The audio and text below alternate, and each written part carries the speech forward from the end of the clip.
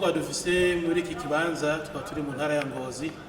Ibikorwa twatanguye ejo haheze, tukaba twakoranije indongozi ziva mu ntara zitandukanye, ntara zose z'u Burundi, aho twatumye ko barongoye abayisilamu mu ntara n'ivyegera vyabo, ivyababa vyabo, hariho n'abarongoye abakenyezi.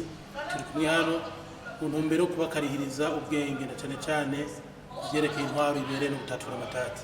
Icyatumye twiyumvira ico ciyumviro cyo kubakarihiriza ubwenge nuko mwese murabizi hariho injyane rimwe na rimwe zaduka mu ntara zitandukanye, cyane cyane iz'uburongozi, ntazibana zidakomana amahembe. Naco gituma twavuze duti kumbure mu kugabanya izo ntureka ziri mu ntara zitandukanye, ni kumbure ni kubera ko zimwe mu ndongozi zitazi ico zijejwe, canke se naho zoba zibizi ugasanga zihenze zibagiye. Cyo tuvuga duteka tubahamagare kugira ngo tubakarihiriza ubwenge, kugira ngo nizasubira mu ntara zitandukanye zaje zivamwo zigende zicyorore ziryohore aho zabona zareko zirakora nabi. Nyuma y'ivyigwa twiteze intambwe ihambaye mu muryango w'Abayisilamu mu Burundi no mu gihugu cacu muri rusange. Mbere yuko kuba turi Abayisilamu, turi Abarundi, tukavuga Ikirundi, tuba mu Burundi. Uburundi rero budatekanye n'ubwisilamu ntibutekanye.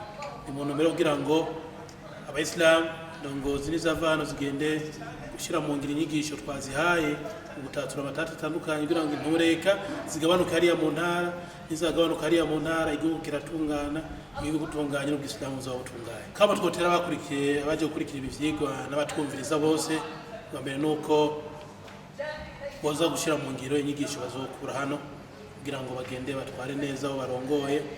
Hanyuma ikindi nacyo nuko tubatera kamo gushikira uburongozi bw'igihugu mu migambi yabwo itandukanye, duhereye hejuru mu gushigikira nyakubahwa umukuru w'igihugu cyacu cyiza cy'u Burundi General Major Evariste Ndayishimiye, umushigikire bamusabire abandanye bamusabira mu bikorwa arimo arakora byo guteza imbere u Burundi. Twese hamwe turi kumwe, twese birashoboka.